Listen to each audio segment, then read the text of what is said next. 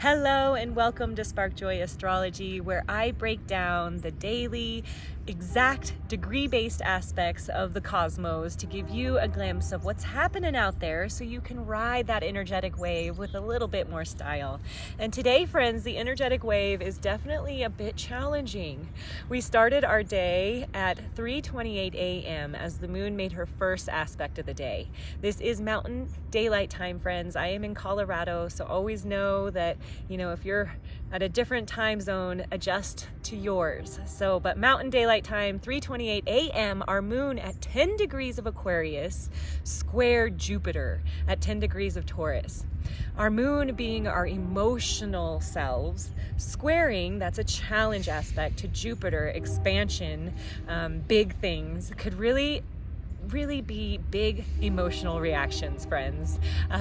Challenges around these emotions and wanting to maybe keep them under control or not able to keep them under control to where they expand, huge. So motivation may be lacking on this day. And for me, friends, that is exactly the energy that I felt early in the morning. After all, it is the day after 4th of July here in America, and it's a little harder to wake up in the morning after you've stayed up late watching fireworks. So how perfect that the moon squares Jupiter, feeling that motivation being dampered. But this is also an energy where, overreactions are possible. So a tendency to push yourself into excess. Maybe moral challenges come up with Jupiter.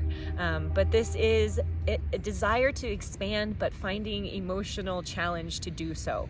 So that's how we start our day. And then we move at 7:09 p.m. Yes, friends, 3:28 a.m. all the way to 7:09 p.m. There's not a lot of transits happening on this day, but in the evening we get hit. So here we go, 7:09 p.m. the moon at 19 degrees now of Aquarius makes a sextile to Chiron. This is the only flowy positive aspect of the whole day, friends, so let's relish in it. At 7:09 p.m.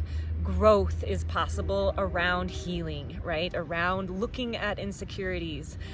This is a positive aspect by nature of Venus, so it's very much of a loving, harmonizing and balancing energy.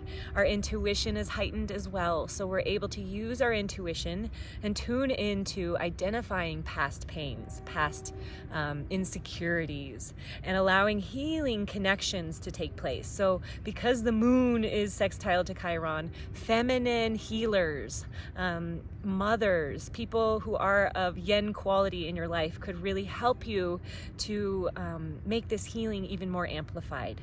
So there is an emotional awakening, friends, to heal and to overcome with this particular aspect, and it definitely starts kind of a little landslide for the next few aspects of the remainder of the night. So at 7:25 p.m. Mountain Daylight Time, we have an aspect that is really having us look at a powerful glance at our pain and our pleasures. This is the moon at 20 degrees now in Aquarius, making an opposition to Black Moon Lilith.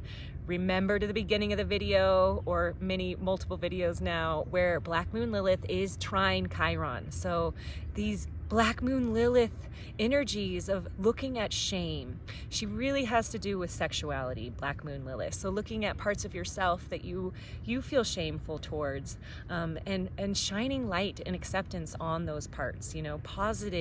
Positivity goes a long way. So here we have the opportunity to look at our deepest leveled pains, oftentimes associated with our sexual experiences in this lifetime.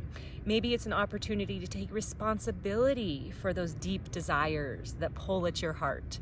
But it is definitely a time to, find some give and take, push and pull with the opposition, and really step into vulnerability with this particular aspect, friends. How can you look deep into your Black Moon Lilith pieces, your parts? We have a lot of conditioning around our sexuality from being very young, from pink to blue to sports cars to Barbies. There's a lot of conditioning around our sexuality. So this is an opportunity to get deep, friends, and maybe pull something out, because at 10:20 p.m. Mountain Daylight Time, the moon at 21 degrees, so a lot of quick degree changes here and making aspects in those quick changes. At 21 degrees, she squares Uranus at 21 degrees of Taurus. This can be some unsettled energy, friends. Uranus is that lightning bolt energy. So when it's squaring our emotional nature, which is the moon, there can feel some ungrounded, chaotic emotional energy that is being stirred up. So this is a beautiful aspect though, friends, to open up to change, right? We've identified with the aspect before, some push and pull on shame, on fear, on things that hold us back from being our full, powerful self. And now we have the opportunity with lightning bolt Uranus to shift it, to change it, to innovate. But you know, before you take advantage of this lightning bolt change energy, it is beautiful to ground.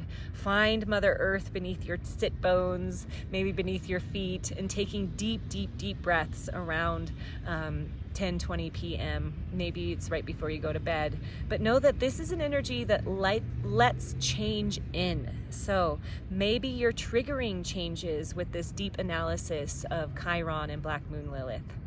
Okay, our next aspect, which ends the day, friends, is at 10:28 p.m. Mountain Daylight Time, when Mercury, who is a big player this month in the astrology, he's really asking us to go inward and to evaluate our inner communication. You know, all those cells that are getting this input from our thoughts. How are they replicating? Are you in a healthy mind state?